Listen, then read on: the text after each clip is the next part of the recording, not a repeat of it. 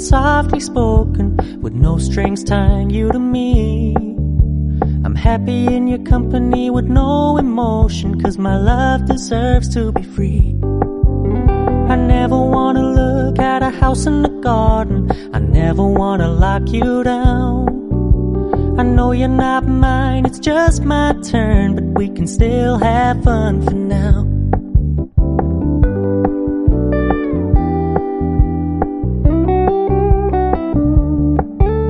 You told me you don't really do commitment, trust me, consider your message received. When you said you couldn't take us too seriously, I must admit I was relieved. 'Cause I never wanna play happy families with you, but I like having you around. I'm fully aware this is a flash in the pan, but we can still have fun for now.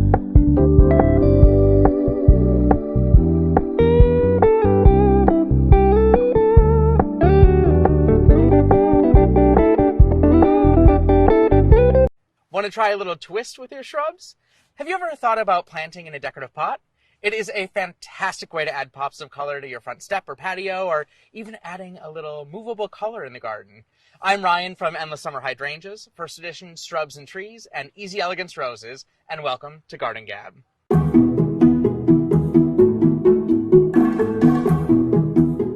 You've probably filled baskets and pots with annuals for colorful displays, but maybe never thought of putting a shrub in there. Well, they're not just for annuals anymore. Shrubs are a fantastic way to fill a pot, and they give you lots of color and texture for a longer period of time.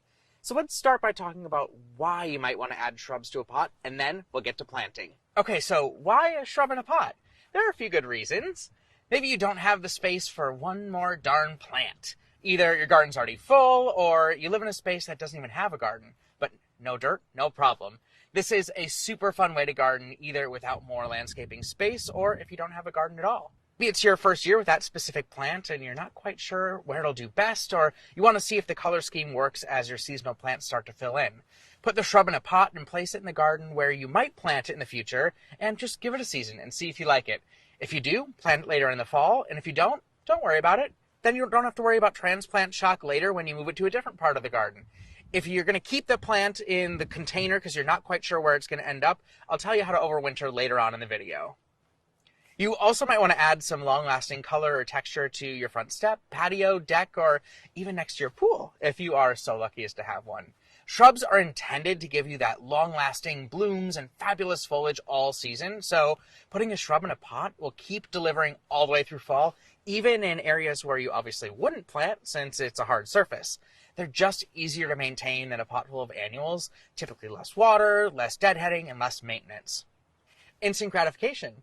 Plants take a while to grow in, and with shrubs that could be a year or two or even longer, so putting it in a pot for that first year or two can give it some added height that you wouldn't naturally have in the garden. So pot it up in an established area or on both sides of your front door, and bam, you're all set. Finally, the plant might not be naturally hardy in your region, but you want to give it a go. I live in Zone 4, Minnesota, so I have major zone envy on a regular basis. So I love to get a crepe myrtle or a gardenia and put it in a pot.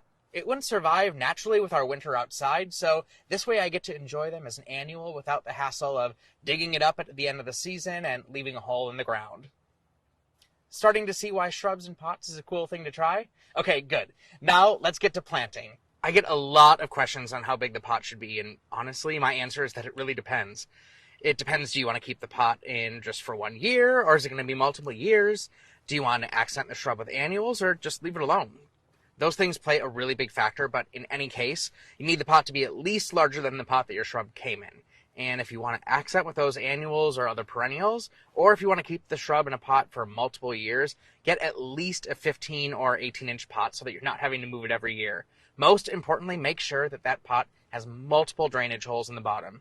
If there aren't any already, be sure to drill them before you start planting so the soil doesn't get waterlogged and rot the roots. Get yourself bag potting mix and not garden soil. This generally is going to have the right mix of materials to ensure proper drainage, and usually will have that slow release fertilizer so that you can keep the plant going.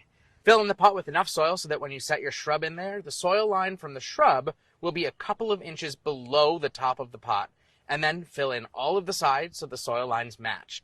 You want to keep that couple of inches at the top open so when you water, it won't spill over and make a mess. And you do want to keep all of that great soil in the pot to keep the plant healthy and protect the roots so they don't dry out. That first day when you plant it, you want to make sure it's well watered. So give it a really good soak until the water fills into the top of the pot. Let it drain through and soak it one more time. You want to keep a fairly close eye on your pots because they do tend to dry out more frequently than when you plant shrubs in the ground. So just check it daily by sticking your finger in the soil, and if it's dry, soak it. If it's still moist, it's okay to go another day. And that's it. You're done planting. If you want to keep the shrub in a deco pot for more than 1 year, it's totally doable in most climates. Just check our website for individual variety hardiness. Remember my gardenia in Minnesota comment? But if it'll work, just bring it into an unheated garage for the winter and give it about a snowball's worth of water each month. If you live in a more temperate climate, you can probably get away with leaving the pot outside in a protected area so that it doesn't get hurt with temperature fluctuations in the winter. If you're going to do this and keep the plant in a pot for multiple years, you might need to add fertilizer in subsequent years, but again, check our individual websites for the variety's fertilizing needs before applying. So my challenge to you is this. Just give it a try. The actual planting process is super easy and the benefits are really beautiful and fun. So try a shrub in a pot this year and click through our other videos to get some ideas on companion plants to go alongside our shrubs. Thank you so much for watching, and don't forget to like, comment, and subscribe. From all of us at Garden Gab, happy planting.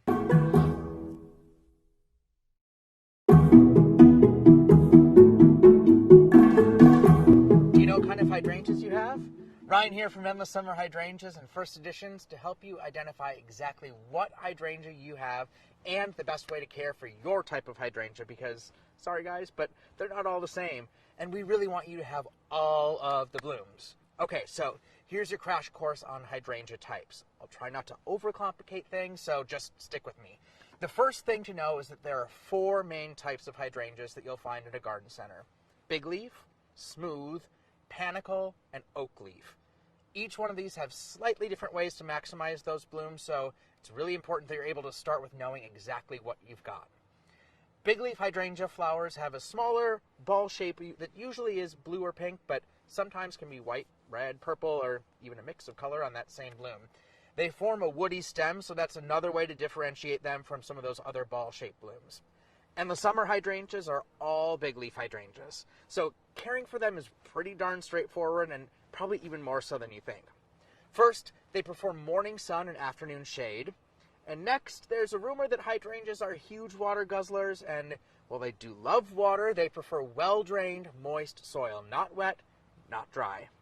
Third, fertilize a couple of times a year with a bloom-boosting fertilizer, once when you start to see that green leafy growth in spring, and again in early July. Never, ever, ever prune your endless summer hydrangeas. You're going to give them a little bit of a haircut in late spring just by removing parts of the stem that didn't survive the winter, but you never prune in fall.